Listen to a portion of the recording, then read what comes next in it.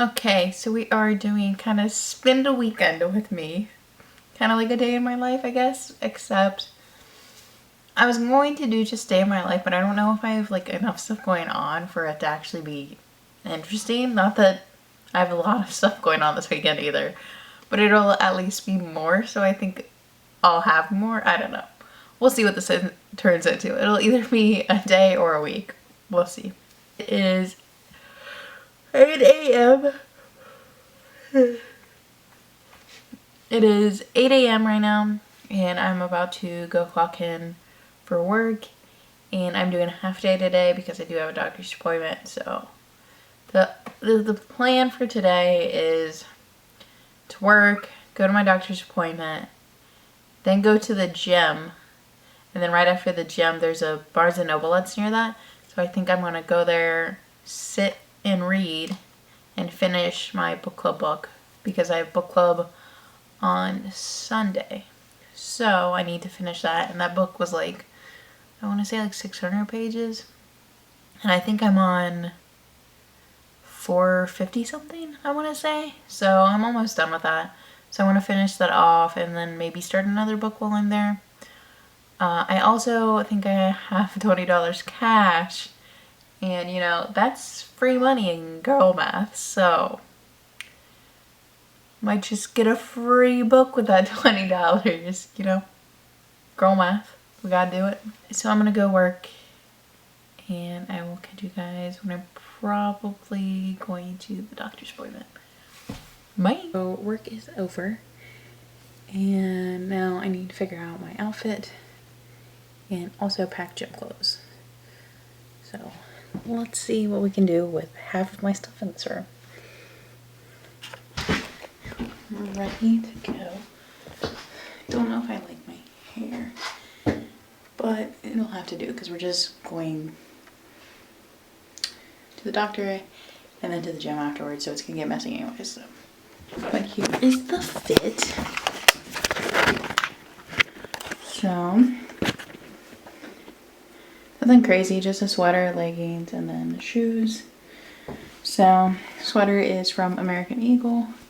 These are just black leggings, and then these shoes, I don't know if you can tell or not, but there's rhinestones on them. They're from Steve Madden. Ignore the litter box.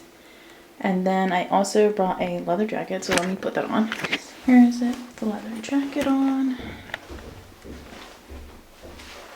I know you're seeing that sideways, not forward, but here, let me see. This is my outfit. And off to the doctor's we go. So my appointment is at 2:20, and I'm here 40 minutes early, which, to be fair, I did say to get here like 20 minutes early for paperwork or whatever. So now I have 20 minutes to sit here and build up my anxiety. I'll probably actually go in at a 10 because I think I have more paperwork to fill out than expected because, I don't know, I'm a new patient. I can just feel my anxiety build up, and I don't really get like bad anxiety usually. I feel like I rarely get anxiety unless it's parking situations, like new parking situations. I have to look up the parking lot, and like anything to do with making appointments or like going to them, if it's like the first appointment and you haven't been there before, so you have to fill out all new paperwork and everything, and like you're not used to anyone and you don't exactly know where to go, like that is stressing me out right now. But I digress. This is not your problem. I am also in debate about whether or not I want to do the bookstore first after this, then the gym. At some point I'm also gonna have to stop and eat too. So do I, and I'm already a little hungry. But, so my thing is, if I eat right after this, because I am hungry and I know I need food for the gym, then by the time I make it to the gym, I think it's gonna be like peak busy hours. And normally on Fridays, I go at like 6:45-ish. So I think if I get food before this, I'm just gonna go to the bookstore, probably sit there for a couple hours and then go to the gym, because my gym I can go whenever. It's 24 hours, so I don't know. It is also back day for the gym, so I'll take that. I like back day. I will say, like, chatting to you right now helps calm my nerves a little, which is a little unexpected for me. And I'm gonna suck it up and go in, I guess. Wish me luck. Hope I get a nice doctor. It is a... Hi, hey, hello. So, officially made it to Barnes & Noble. I did pick up food, so I'm going to eat in the parking lot really quick before I go in. Yeah, so... Still going to the gym. I'm just gonna do it after this. There's also a car behind me with a guy in it, and his window is down, so I apologize to him if he could hear me talk. The doctor's appointment went really well. I'm healthy as far as we know. I did get like a blood panel done, so we'll see what that says when that comes in. But other than that, we are good.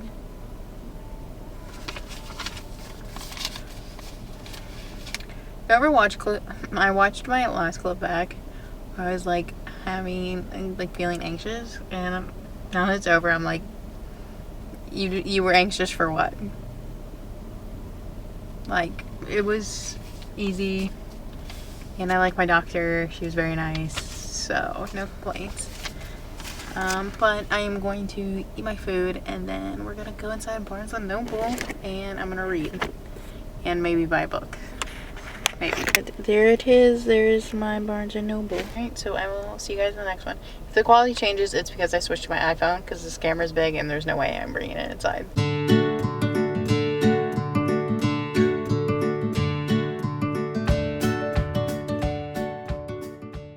Hello, so I am back from Barnes & Noble and the gym.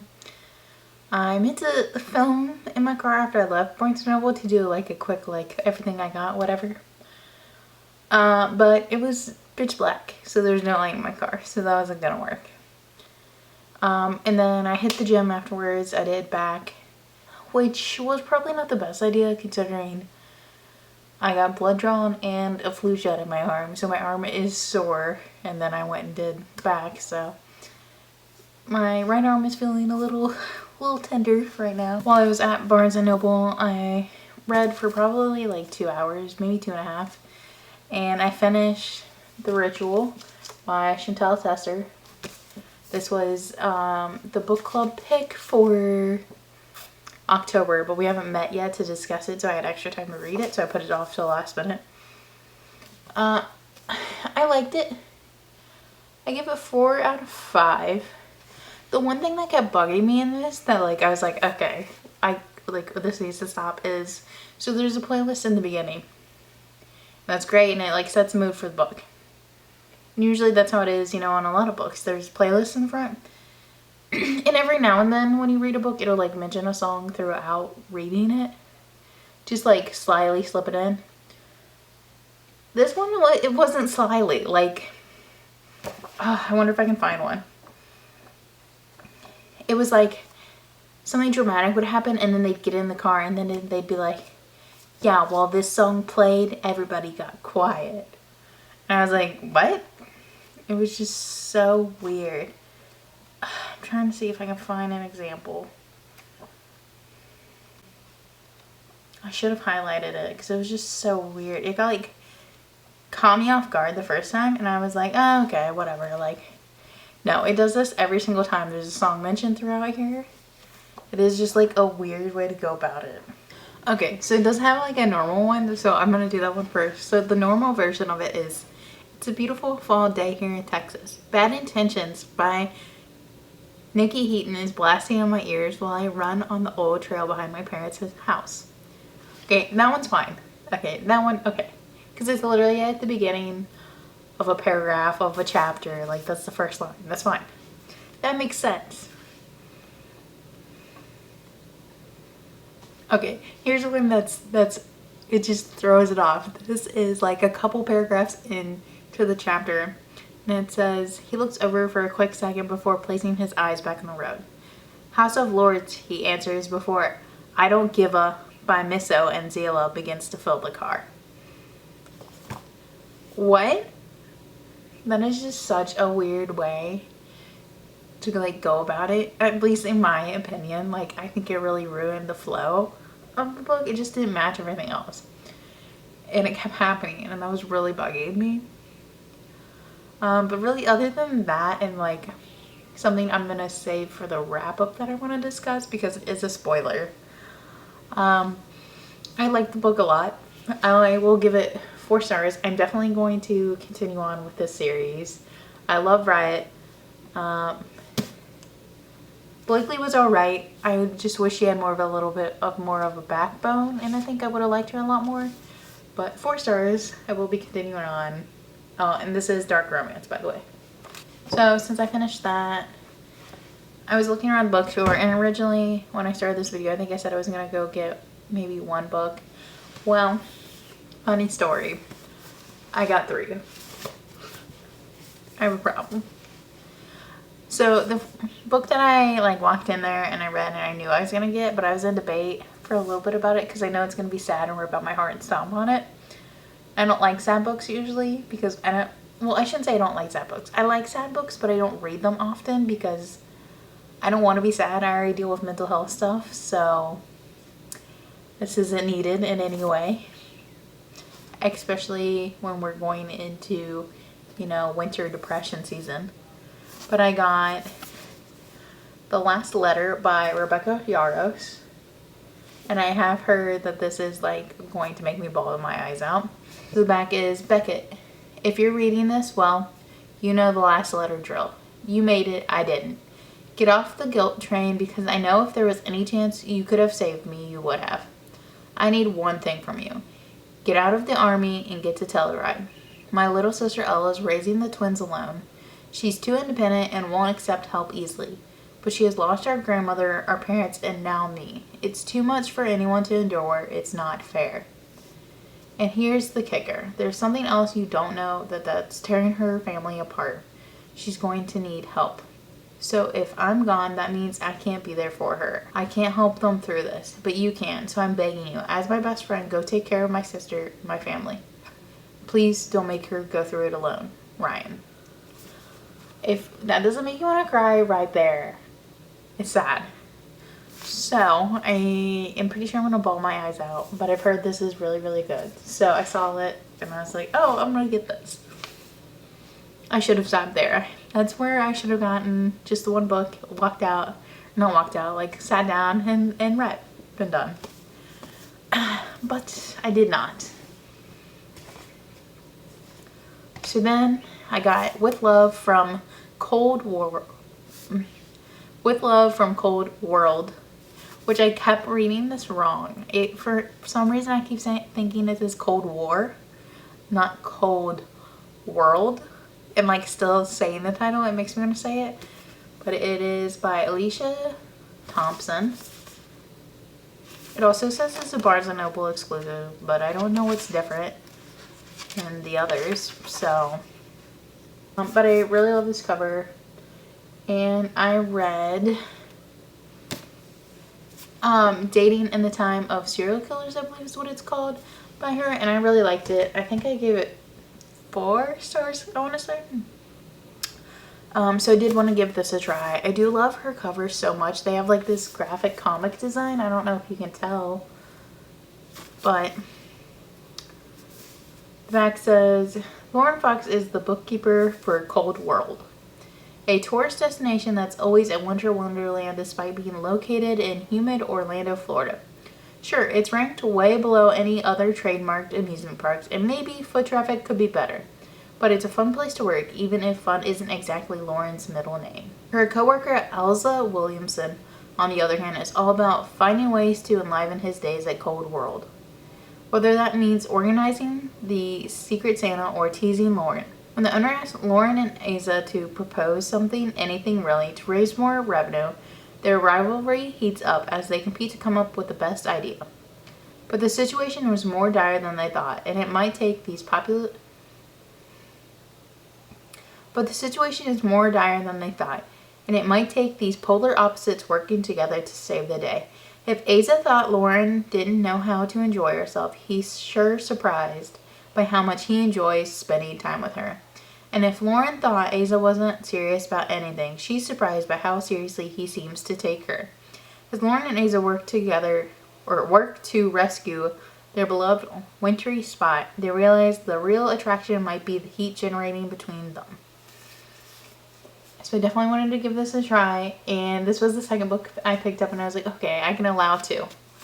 But clearly I couldn't.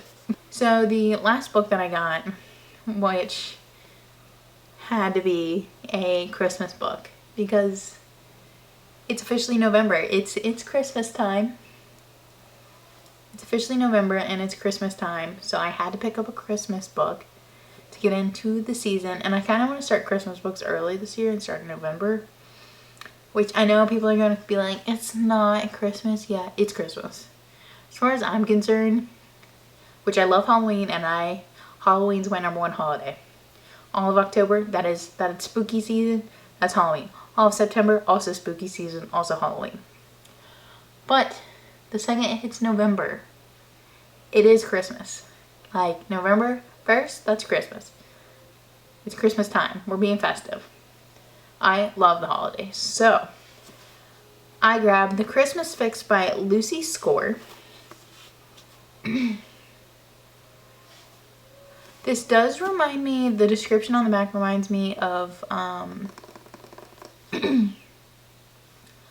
of Maggie Moves On by her, because it's also like a kind of like a YouTuber who like flips houses, and this kind of is the same thing in a way. So I want to see if it's like very similar or how different.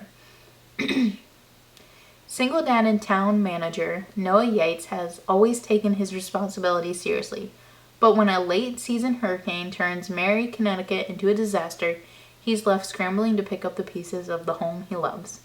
That is, until renovation expert and reality TV star Catalina King shows up with a camera crew and a budget big enough to put the town back together. It seems like the perfect Christmas gift, but Noah isn't so sure. He doesn't want a celebrity diva capitalizing on their tragedy or filling his daughter's head with visions of glitz and glam. The last time Kat was in town, after all, she caused nothing but trouble. Kat is used to being underestimated, but Noah has an uncanny knack for getting under her skin. They can't be together in a room without rubbing against each other the wrong way. Except for that time in a dark alley where the rubbing was just right. Can these enemies work together to pull off a Christmas miracle, or will their fighting leave them both on the naughty list? So I had to snag this. I was excited, although it was buy one, get one, 50% off, so I said just pick up another Christmas book off the table because of that, but I didn't. A little bit of self-control. But I could have, because that's like a free book. Girl math. Oh, wait.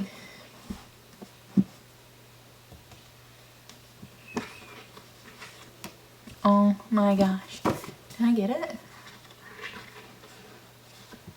Which one has my receipt? Oh, I just realized I did get it. Look at me accidentally getting a deal. So buy one, get one, 50% off. Buy one, get one, 50% off. And I just checked my receipt and I did get it 50% off. No wonder. I literally, like, when she said the price, I looked at it and I was like, I feel like it should be more. And I didn't think anything of it. And I didn't even look at my receipt. I just put it in the book and walked to start reading. Wow. So deals. Deals. See, I had to buy 3. Once I picked up a second one, like, I had to, because deal. You know? I think the next book that I'm going to start, which everybody applaud if I finish this, because it is one book that's on my TBR. So look at me following my TBR. But it's The Graham Effect by Elle Kennedy. That is what I will be probably starting next. However, I don't think I'm going to start it tonight. I think I'm going to start it tomorrow. Because tonight I just kind of want to play Dreamlight Valley or watch the challenge. Like, I just want to relax. And not that reading's not relaxing, but I feel like my eyes need a break from staring at words all day. So, Signing off for tonight, and I will see you guys.